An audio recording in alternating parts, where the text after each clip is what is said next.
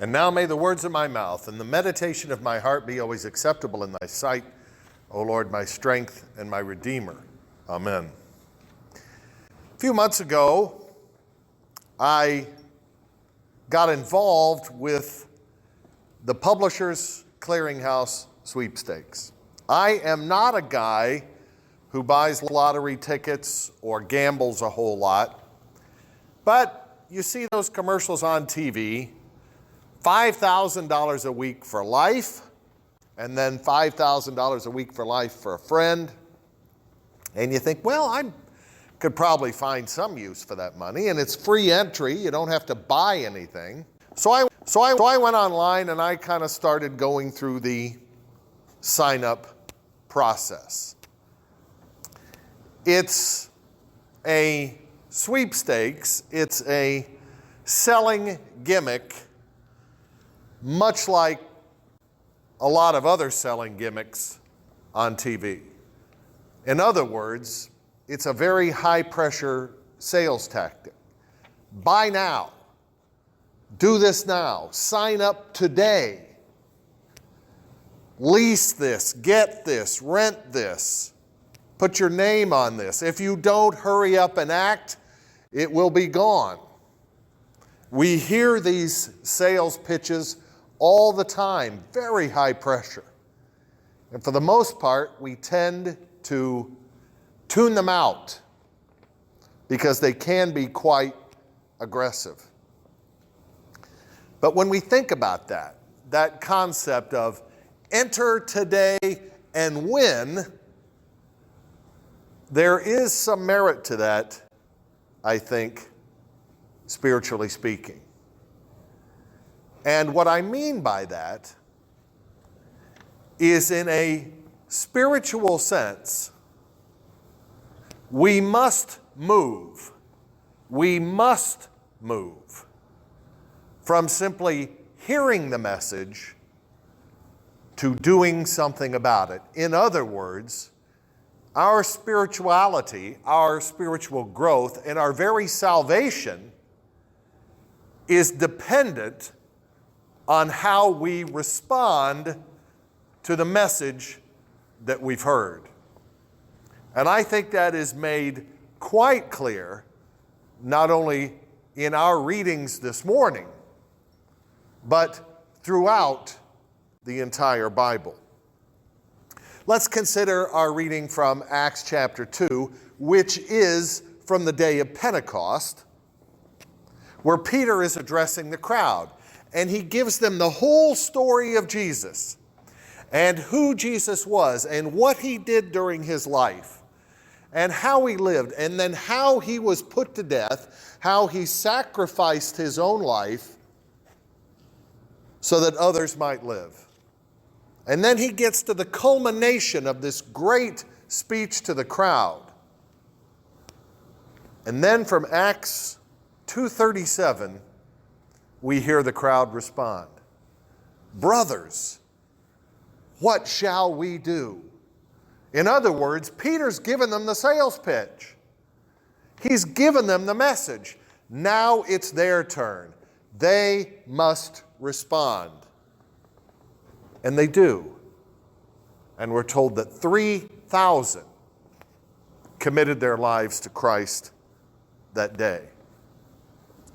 Similarly, in our reading in Luke from the Gospel, it is Jesus walking with the two men on the road to Emmaus.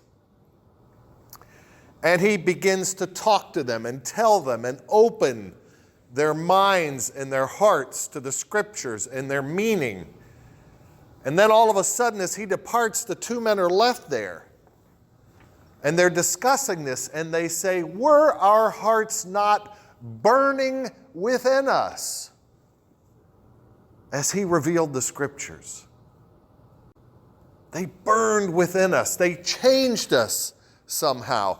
And that is the whole point of Easter, and it's the whole point of our faith and our spirituality. And that is, when you have a genuine encounter with Jesus Christ, it changes your life. You should be different. You should live differently. You should be a different person somehow. And like I said, it's not just limited to what we are reading this morning in our assigned readings. That's all throughout the Bible. In Acts chapter 16, Paul and Silas in jail, remember. An earthquake comes and they're freed from jail and they have an opportunity to leave, but they stay to witness to the Philippian jailer and to tell him the story of Jesus.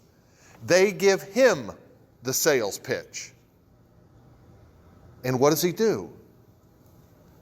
He and his entire family are baptized that night. They give their lives to Jesus.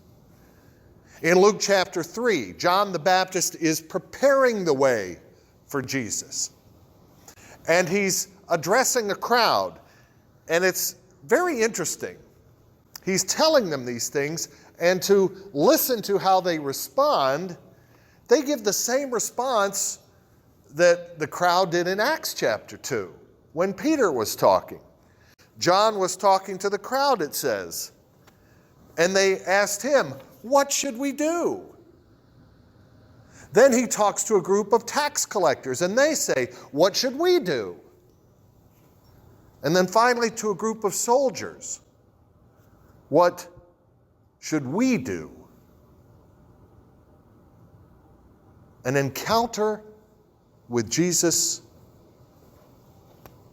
means that we have to respond. It should change us somehow. It should be different. We should ask ourselves that same question as we encounter Christ today and every day. What should I do, Jesus? How should I live my life differently than I have been living it? There are one of three ways in which we can answer that question, in which we can respond to Jesus. When we are faced with the reality of Jesus and the message of Jesus and who he is, and when we confront who he is, we can respond in one of three ways. We can say, "No, I want nothing to do with you. I don't need you in my life. I don't believe in you. I don't care to follow you. That's for suckers. That's just like those pitches you see on TV. I'm not signing up for that. I'm not doing that." Now, that is a road that ultimately leads to destruction and death and condemnation. But in a way, in a strange way, I almost admire those people. I almost admire the committed atheists because they are honest with themselves. They're not fooling themselves and they're not fooling anybody. They will look you straight in the face and tell you, "No, I don't believe that, and I'm not doing that." They have made their response and they are committed to it. That response is the worst possible response you could make. But like I said, in one sense, you have to admire their spiritual honesty. Another possible response would be, of course, to say yes, to commit, to go all in for Jesus, to push all your chips into the table and say, "I am all in, I am going all out. My whole life, my whole being, my whole family, everything about me is committed to Christ. He is first. He is the priority. Everything comes below him. And I will spend my life, whatever time God has given me here in this world, I will spend my life serving him, obeying him, living for him, and telling others about him." And I honestly wonder how many people can truly say that they are all in, that they are committed in that fashion, that when they have to respond to Jesus, they have been able to say, yes, I am in 100%, totally, all the way, no reservations, no qualifications. Jesus has everything of mine. I honestly wonder how many people can say that. So we can respond by saying no. We can respond by saying yes, but I truly believe that most people, when they are confronted with this question, when they are confronted with a response, most people, if they were honest with themselves, would have to say that they have answered that question by saying, maybe. Maybe. I'll try it out and see if I like it. I'll hang around with Jesus-like people, and I'll go to church every so often, or maybe even every Sunday. And I'll see if I like it. And I'll see how it works out. But if Jesus starts making demands, if he starts asking me to do stuff that I don't like, or that takes me away from the way I want to live my life, or my lifestyle, or my choices, then I'm backing off. It's almost like when you see people kind of go to the pool on a chilly day and they kind of stick their toe in the water to see what that's like. Do I really want to jump in all the way? Because if I jump in all the way, I'm committed. But if I only put a toe in, or a foot, or a leg, I can still pull it back if it gets too uncomfortable. Sadly, far too many Christians fall into this category. Maybe. Maybe, Jesus. I'll think about it. I'll give you an hour on Sunday, but the rest of the time is mine, to live my life the way I want to live it. As long as you don't make too many demands, as long as you don't cause me to go down a hard road, as long as life doesn't get too complicated or difficult, and I don't have to suffer a whole lot, I'm right there with you. Jesus requires a response. We have to answer. We have no other choice. When confronted with the reality of Jesus Christ, all of us must make the decision. All of us must respond. Yes, no, or maybe. And I would ask you to think where you are as you sit here on a spring morning and how you have answered that question. I never did enter the Publishers Clearinghouse contest. For one thing, it was incredibly difficult. You kept having to click here and click here and click here, and yes, I agree to do this, and yes, I agree to do that. And finally, you got to the end, and it kept saying it was free. But they wanted you to sign up, and we're going to send you this, and we're going to put you on this list, and we're going to sell you this stuff down the road. And it got to the point where I thought, it's just not worth the effort.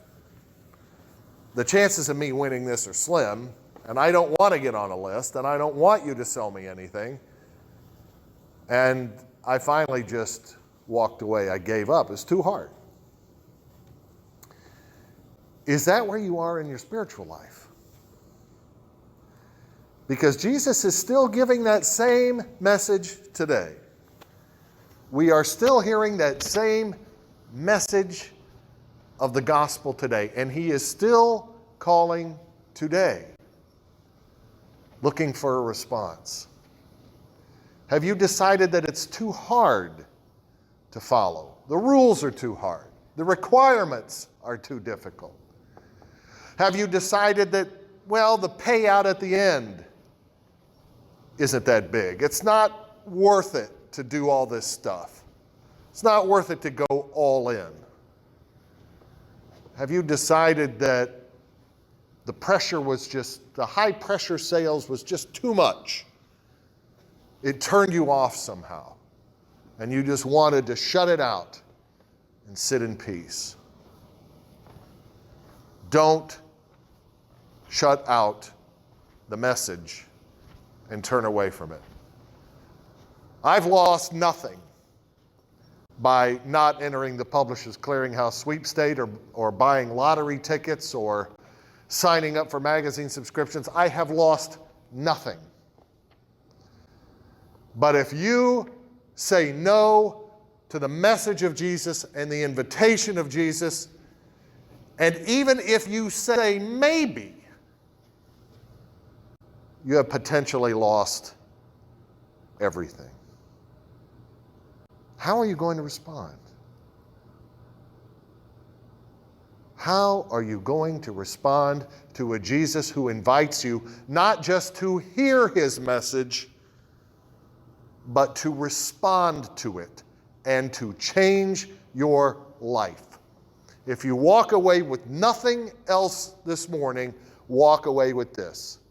It's not enough just to hear. It's not enough just to hear the message. You must hear and respond all in. Enter today and win. Amen.